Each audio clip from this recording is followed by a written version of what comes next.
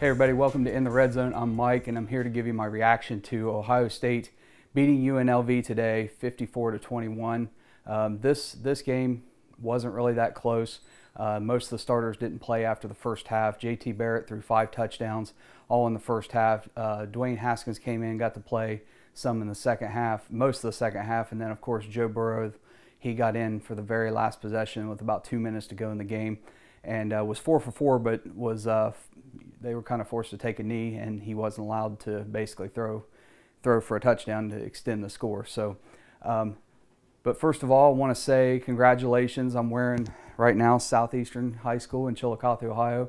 Congratulations to the Panthers. They're 5-0 after beating the Piketon Red Streaks on Friday, and they are now they have the Zane Trace Pioneers coming up this week. Wanted to give a shout out to them. I was a coach there in 2001, the last time they won the conference and got to the state playoffs. So let's go Panthers, keep it going. But back to the Buckeyes. Let's take a look at the stats right now. And this game, stats really don't mean a whole lot because, it is UNLV, but we'll just take a look anyway for Ohio State's stats. JT Barrett, 12 of 17, 209 yards, 5 touchdowns, no interceptions. Dwayne Haskins, 15 of 23, 228 yards, 2 touchdowns. He did have the 1 interception. And Joe Burrow, like I said, 4 of 4 for 37 yards. Really disappointed that Joe Burrow didn't get more playing time. I thought Urban Meyer would reward this kid. This kid, he's come back from a broken hand after 4 weeks, and he's done everything he's been asked to do. He was a great backup last year, and personally, I think he should have got the nod over Haskins to play most of the second half. So I'm really disappointed in that. Look, I hope Joe Burrow gets on the field a lot more because he certainly deserves it. On the ground, J.K. Dobbins, 14 rushes for 95 yards.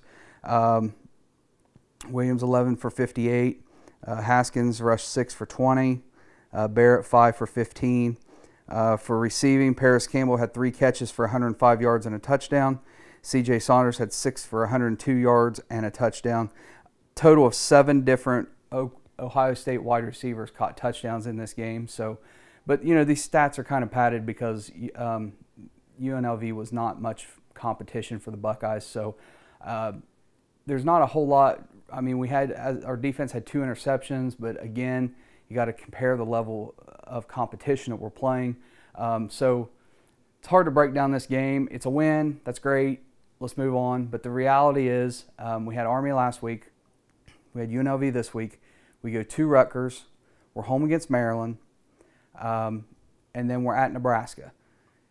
And then we really don't have really good, solid competition until October 28th, and that is when we have Penn State coming to Columbus for a 2:30 or 3:30 Eastern kickoff, and that's the first true test. And these stats are great, the offense scoring, that's all great and all, but let's see what happens when we finally play a good defense. When we finally play a top-level team, because we have Penn State coming into Columbus, and the very next week we have to go to Iowa. And if you didn't watch it, you need to try to go back and find it online, find it on YouTube, whatever, but you need to watch the Penn State-Iowa game. It was an incredible ending, walk-off touchdown for Penn State. As soon as the ball was snapped, I saw the guy release up the middle, and I knew the game was over. I knew that was who he was going to hit because he was wide open in the back of the end zone. But Iowa has a tremendous defense. Penn State has a great defense. Barkley is incredible. He would be the leader right now as far as I'm concerned for the Heisman.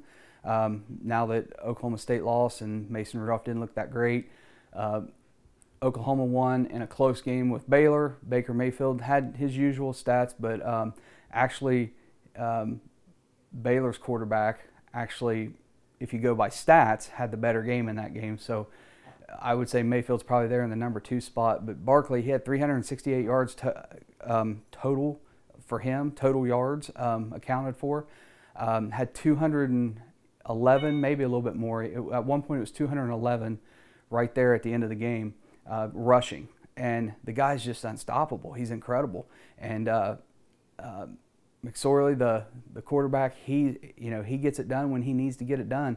And frankly, where I think our secondary is at Ohio State right now, I'd be a little worried about having to face him. So, and then on the other side of the field, Iowa just, they're a really solid football team. They're back to where they were a couple years ago when they, when they were there competing. So that's 2 games back to back. By that point, we've had several weeks to get our problems fixed since the Oklahoma game. I hope we fixed it. I don't know if we have. I still see problems.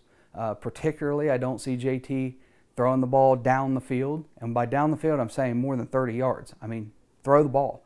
You know, he had a 69-yard touchdown pass to Paris Campbell, but it was really kind of a, you know, dunk off, and Paris Campbell did the rest of the work. And then Paris Campbell fumbled today and lost it. So, you know, we're not playing that great a competition right now.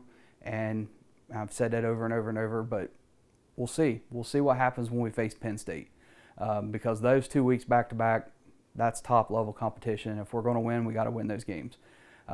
After that, we have, I think, Illinois, and then of course we close out with the team up north. So, you know, they played a better game than I expected today too. They beat Purdue, and I really thought Purdue was going to win that game based on what I had seen from Purdue up until that point. So it's a wait and see. We won. That's great. Let's move on. But there's still a lot of work to be done, and I hope, like I said, by the time we get to Penn State, those problems are fixed.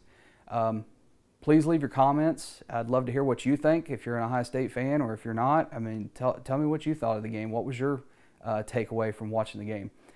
You can always find us on Twitter, so follow us on Twitter, like us on Facebook, and of course, subscribe to our YouTube channel. It's where all of our videos are hosted. And just like I said, tell us what you think, good or bad. We don't care. We just want the comments.